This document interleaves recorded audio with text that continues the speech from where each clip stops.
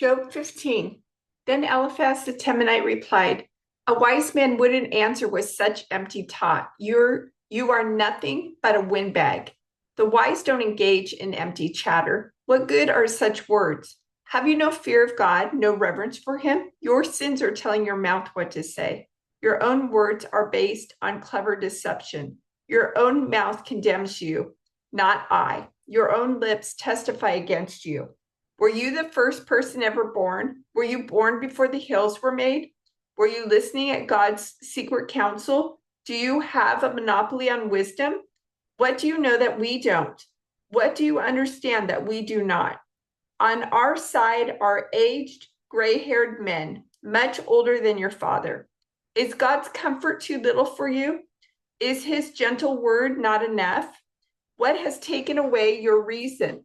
What has weakened your vision that you turn against God and say all these evil things?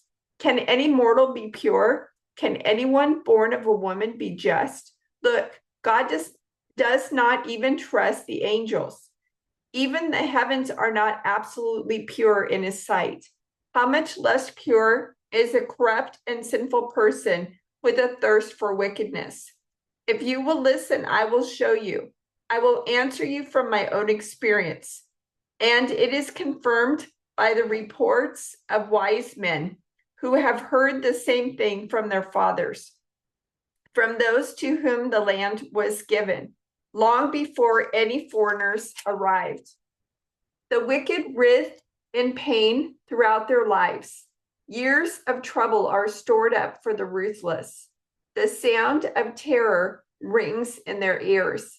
And even on good days, they fear the attack of the destroyer. They dare not go out into the darkness for fear they will be murdered. They wander around saying, where can I find bread? They know their day of destruction is near. That dark day terrifies them. They live in distress and anguish like a king preparing for battle. For they shake their fists at God, defying the Almighty. Holding their strong shields, they defiantly charge against him. These wicked people are heavy and prosperous. Their waists bulge with fat, but their cities will be ruined. They will live in abandoned houses that are ready to tumble down. Their riches will not last, and their wealth will not endure. Their possessions will no longer spread across the horizon. They will not escape the darkness. The burning sun will wither their shoots, and the breath of God will destroy them. Let them no longer fool themselves by trusting in empty riches, for emptiness will be their only reward. They will be cut down in the prime of life. Their branches will never again be green. They will be like a vine whose grapes are harvested too early, like an olive tree that loses its blossoms before the fruit can form. For the godless are barren. Their homes, enriched through bribery, will burn. They conceive trouble and give birth to evil.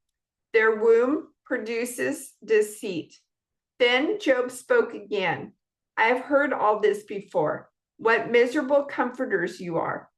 Won't you ever stop blowing hot air? What makes you keep on talking? I could say the same things if you were in my place. I could spout off criticism and shake my head at you. But if it were me, I would encourage you. I would try to take away your grief. Instead, I suffer if I defend myself, and I suffer no less if I refuse to speak. Oh God, you have ground me down and devastated my family. As if to prove I have sinned, you've reduced me to skin and bones. My gaunt flesh testifies against me. God hates me and angrily tears me apart. He snaps his teeth at me and pierces me with his eyes. People jeer and laugh at me. They slap my cheek in contempt. As a mob gathers against me, God has handed me over to sinners. He has tossed me into the hands of the wicked. I was living quietly until he shattered me. He took me by the neck and broke me in pieces. Then he set me up as his target. And now his archers surround me. His arrows pierce me without mercy. The ground is wet with my blood. Again and again he smashes against me, charging at me like a warrior. I wear burlap to show my grief. My pride lies in the dust. My eyes are red with weeping. Dark shadows circle my eyes, yet I have done no wrong, and my prayer is pure. O earth, do not conceal my blood. Let it cry out on my behalf. Even now, my witness is in heaven. My advocate is there on high. My friends scorn me, but I pour out my tears to God. I need someone to mediate between God and me, as a person mediates between friends. For soon I must go down that road from which I will never return. My spirit is crushed and my life is nearly snuffed out. The grave is ready to receive me. I am surrounded by mockers. I watch how bitterly they taunt me. You must defend my innocence, O God, since no one else will stand up for me. You have closed their minds to understanding, but do not let them triumph. They betray their friends for their own advantage, so let their children faint with hunger. God has made a mockery of me among the people. They spit in my face. My eyes are swollen with weeping, and I am but a shadow of my former self. The virtuous are horrified when they see me. The innocent rise up against the ungodly. The righteous keep moving forward, and those with clean hands become stronger and stronger. As for all of you, come back with a better argument, though I still won't find a wise man among you. My days are over, my hopes have disappeared, my heart's desires are broken. These people say that night is day. They claim that darkness is light. What if I go to the grave and make my bed in darkness? What if I call the grave my father and the maggot my mother or my sister? Where then is my hope? Can anyone find it? No, my hope will go down with me to the grave. We will rest together in the dust. Then Bildad the Shuhite replied, how long before you stop talking? Speak sense if you want us to answer. Do you think we are mere animals? Do you think we are stupid? You may tear out your hair in anger, but will that destroy the earth? Will it make the rocks tremble? Surely the light of the wicked will be snuffed out. The sparks of their fire will not glow. The light in their tent will grow dark. The lamp hanging above them will be quenched. The confident stride of the wicked will be shortened. Their own schemes will be their downfall. The wicked walk into a net. They fall into a pit.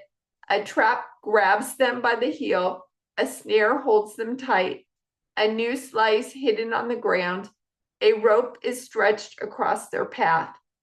Terrors surround the wicked and trouble them at every step. Hunger depletes their strength, and calamity waits for them to stumble. Disease eats their skin. Death devours their limbs. They are torn from the security of their homes and are brought down to the king of terrors. The homes of the wicked will burn down. Burning sulfur rains on their houses. Their roots will dry up and their branches will wither. All memory of their existence will fade from the earth. No one will remember their names. They will be thrust from light into darkness, driven from the world. They will have neither children nor grandchildren, nor any survivor in the place where they lived. People in the West are appalled at their fate. People in the East are horrified. They will say this was the home of a wicked person, the place of one who rejected God.